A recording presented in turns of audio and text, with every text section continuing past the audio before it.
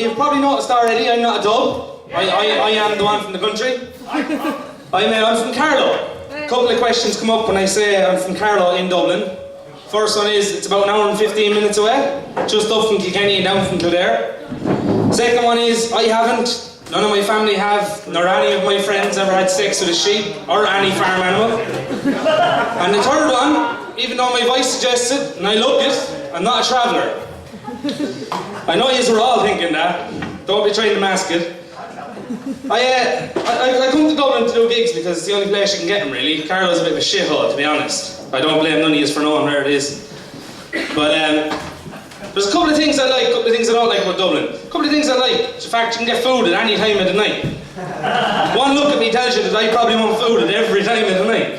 But a couple of things I don't like about Dublin. Dublin transport. Fucking hate Dublin transport. I was here in Finglas last week. I was waiting for a bus. I waited an hour for one bus to come along. And all of a sudden, three 10-year-olds mugged me at the same time. Another thing I don't like about Dublin is the language barrier. You go into a Chinese in Dublin, no one speaks Chinese. You go into a Centra in Dublin, no one speaks English. You come to the north side of Dublin, no one speaks English. Oh, you won't get away with that shit in Finglas. I tell you, I recently came back there from a holiday, and it wasn't a very good holiday now. It wasn't one of them fancy ones. I went camping in Wexford. And camping's fantastic, providing you don't mind not being able to sleep, because the moron in the tent next to you is snoring. You don't mind being woken at 6 o'clock in the morning because the same cunt that kept you awake all night snoring is now up singing. You can't go to the jacks because they stink. You can't have a shower because there's no hot water. You can't eat your food because your flies are destroyed. You can't sit outside because you're swarmed with wasps. But if you can get past all that, camping is the fucking shit. But it's not the worst holiday I ever had. Well, it's not. I once went to Galway, and my girlfriend's parents actually sent us to Galway, and they thought it'd be nice for us to fly to Galway. We'd check into the airport 2 hours before we flew. The flight was delayed by 2 hours. We weren't allowed out of the airport in Galway for another hour. It took us 5 hours altogether, and we could have fucking drove it in 2. I was kind of pissed off about that, but I knew I was off to a bad holiday at the very start when we got onto the plane. We sat onto the plane and we started to taxi to the runway, and there was a bang and the plane stopped. We sat there for about 5 minutes in silence, and then the captain came on and said, "Ladies and gentlemen, a piece has fallen off of the plane, but we're going to weld it back on and we should be ready to go in an hour." So an hour passes and the captain comes back on again and he says, "We've welded that piece back onto the plane and now we're going to try take off." And shortly after that he said the 3 scariest words I have ever heard. He said, "We're going to taxi to the runway now, and this should work." And then he said, "Sure, fuck it, we'll see." Now, I don't know a lot about planes, or about flying them, but I'm pretty sure if when you're on the runway and you think, this might not take off, I think you should probably fuck back in and get another plane. But other than that, like, it was grand, apart from all the waiting and the fact that we actually went to Galway. Galway was almost as bad as camping. But I do quite a lot of travelling for this. I recently had a gig in Dublin, and right after it I had to go to Cork. I had a gig in Cork the following day. So I left from here and I met a guy who does something that nobody ever does anymore, and he was tumming. Just off on the Newlands Cross. So, well, to describe this guy first, the only way I could describe him was he was a massive black guy. He was huge, and I pulled in my Ford car, and I said, "Where are you off to?" And he said, "Cork." And I thought, that's not too bad.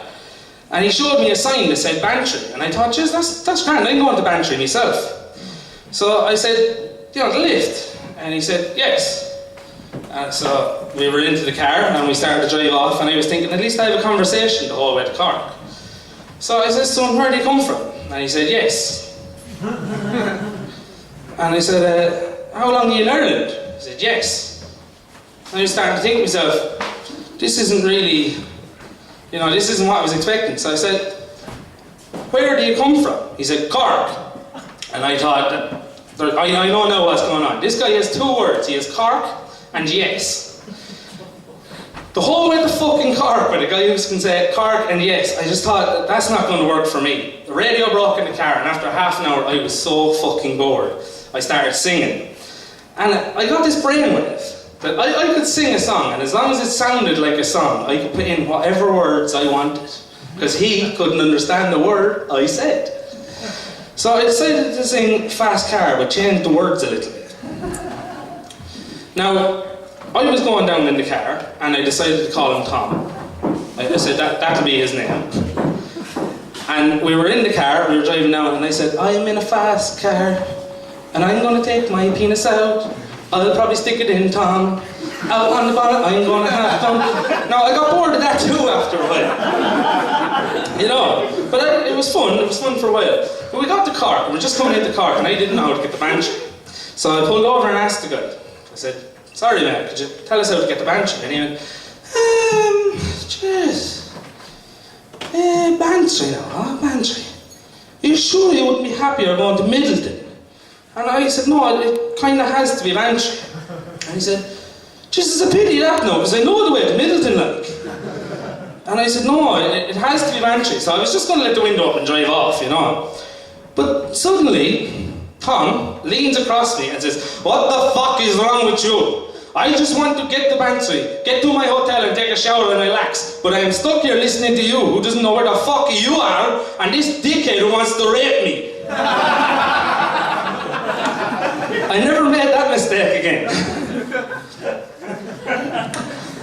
My mother watches these gigs back, you know, I record all my gigs and the mother watches them back. And she just tell me, you're terrible bad for cursing and talking about filth. And I suppose I am, and with that in mind, I'm going to tell you about the time I lost my virginity.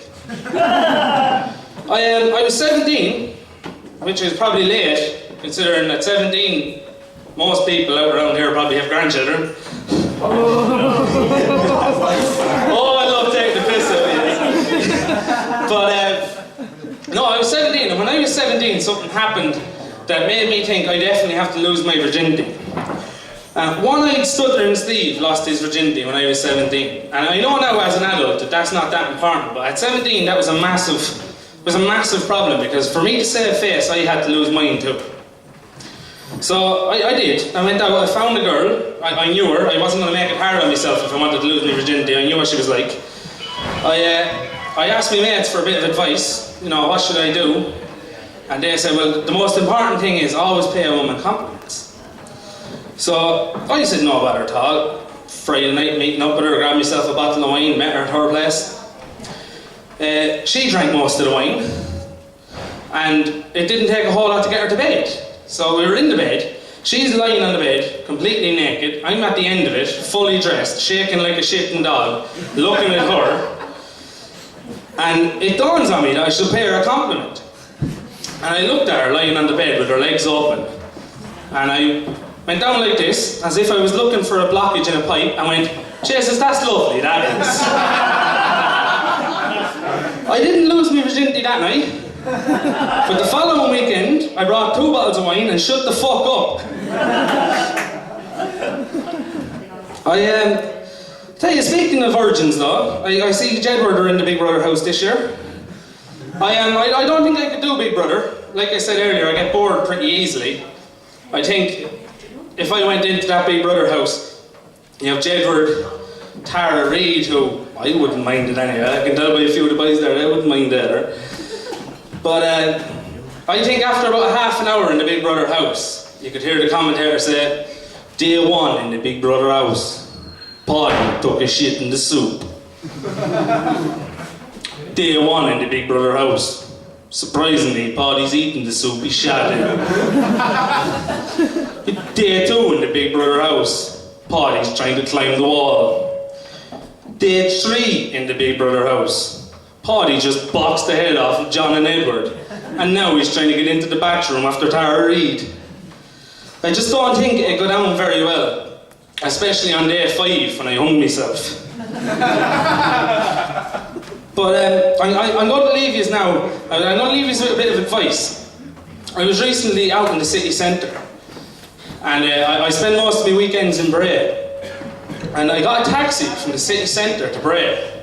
And I know the taxi, it's a pretty distinguished taxi, you know what to see. There's only one around like it. It's painted like a big tiger.